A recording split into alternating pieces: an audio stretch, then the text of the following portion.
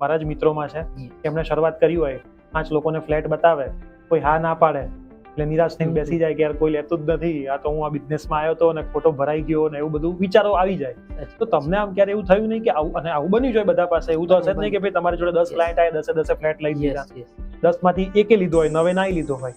તો એવું બન્યું હોય ત્યારે તમે શું વિચારતા? જનરલી જુઓ, 10 ક્લાયન્ટ મારા જોડે યા કોઈ પણ વ્યક્તિ જોડે ગયા હોય, એ તો શક્ય જ નથી કે જેટલા જાય બધા જોડે ડીલ થાય, એ પોસિબલ છે જ. હવે ડિમોટિવેટ નહીં થવાનું કારણ એ છે કે ધારો કે એને મારી જોડેથી ફ્લેટ નથી લીધો નથી, મારી જોડેથી એને ફ્લેટ નથી લીધો, તો મારો લોસ ક્યાં છે એમાં? મારો તો કોઈ લોસ છે નહીં ને.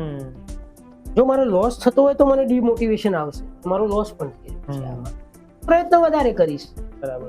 મેં સૌથી પહેલા એક કામ શું કર્યું, મેં સ્ટડી કરી લીધો કે ગાંધીનગરની આજુબાજુ જે વેલ ડેવલપિંગ એરિયા કયા છે, જેથી મારી જોડે કોઈ ક્લાયન્ટ આવે કે આ એરિયામાં મારા આ બજેટમાં આ રીતના ઓપ્શન વાળી કોઈ પ્રોપર્ટી અવેલેબલ છે, તો મારી જોડે નોલેજ હોય, રાઈટ, હું એને પ્રોપર માહિતી આપું. બરાબર. કારણ કે હું તો કઈ છટકી જવું એ ના ચાલે, એની જીવનભરની મૂડી છે, રાઈટ, એ મારા ભરોસે રોકી દે. સાચી વાત. એટલે એની જવાબદારી છે એટલી જ મારી.